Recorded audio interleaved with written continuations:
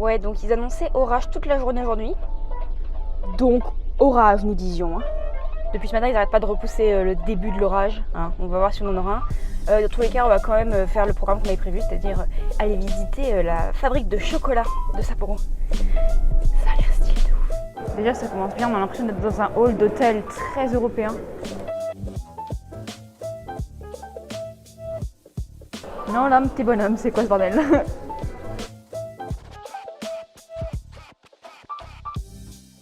On s'est fait expliquer par les membres du personnel qui parlaient parfaitement bien anglais, ça fait du bien, un peu comment ça fonctionnait. Donc en fait on va aller acheter les tickets là à l'extérieur et après on aura accès à tout un tas d'activités qui ont l'air très stylées, dont une fabrication de chocolat. Et ça me hype de ouf. Putain, comme on a voyagé, on n'est plus du tout au Japon hein.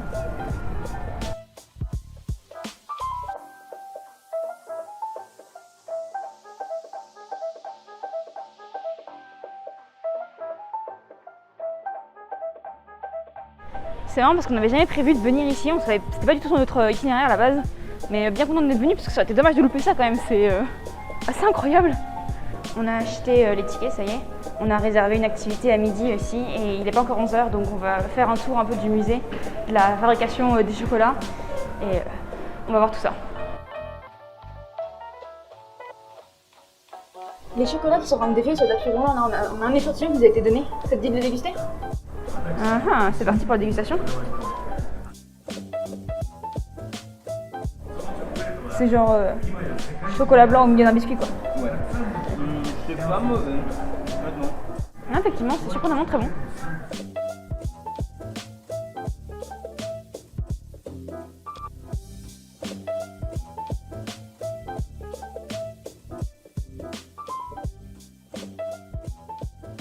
Petit zoom sur le chocolat qu'on a goûté. Ils nous ont donné une carte, objectif avoir tous les tampons de tous les trucs à visiter sur cette carte.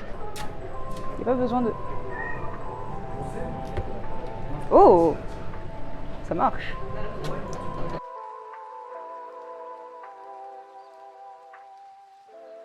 Next étage. Même les escaliers ils sont stylés, c'est ridicule.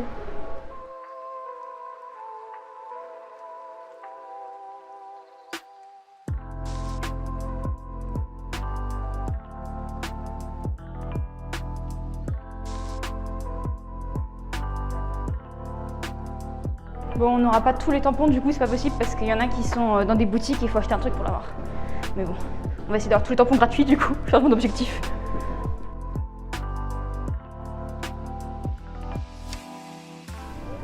Là, il est 11h pile, du coup il faut un petit show.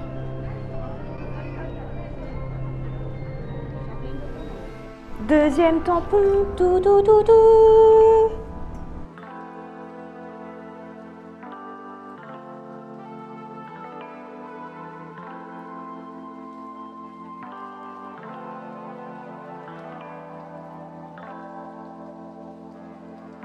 Ils ont encore de magnifiques fleurs ici, notamment des roses. Alors qu'à Tokyo, il y a tout qui est en train de mourir à cause de la chaleur. Et là, j'ai compris pourquoi ça s'appelle Gulliver Town.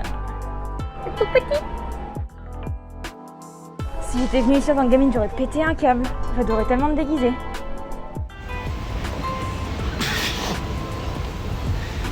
Cette année, elle a 24 ans. Mon Dieu. Grave, hein?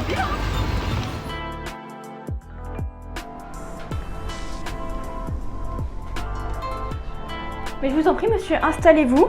Je vous fais une coupe. C'est pire au pire en arrière. Ah, on retourne en enfance là. Hein. Écoutez, je vais commencer par vous laver les cheveux. Ça va être compliqué. Merci. On va pas laver. Un petit lissage. Tu payes combien déjà? Pas mal celui-là.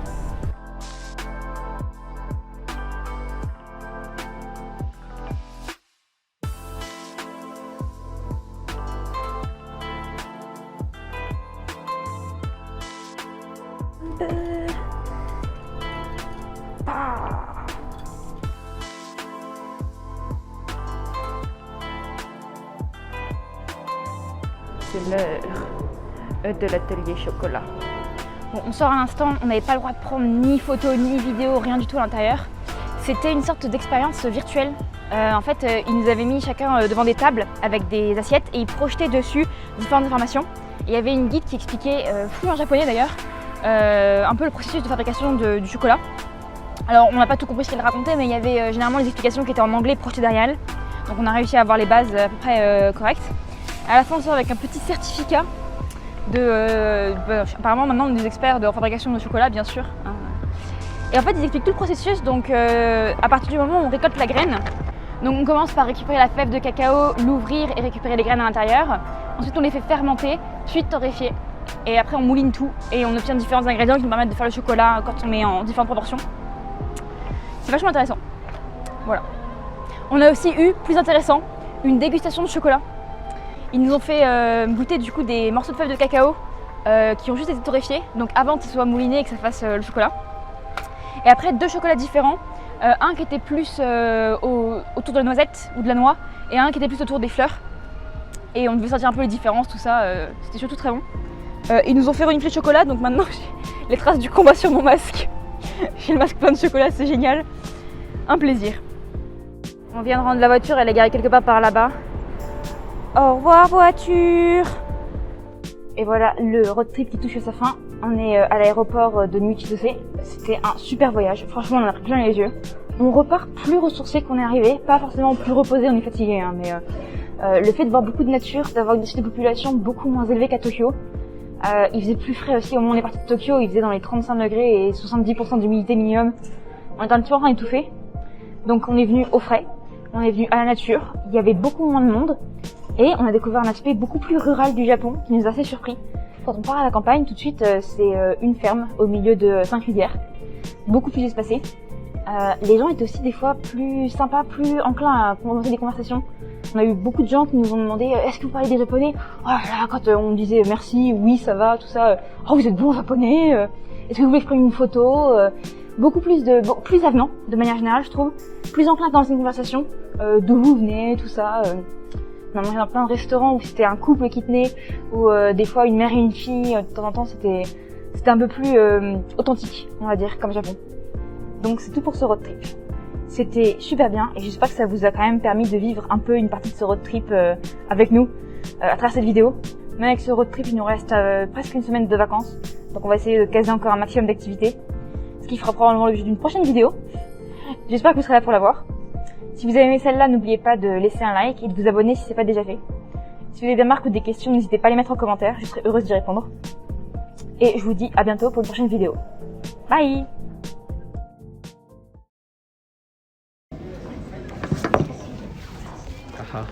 Elle croit que c'est terminé. Mais moi je repars faire un tour.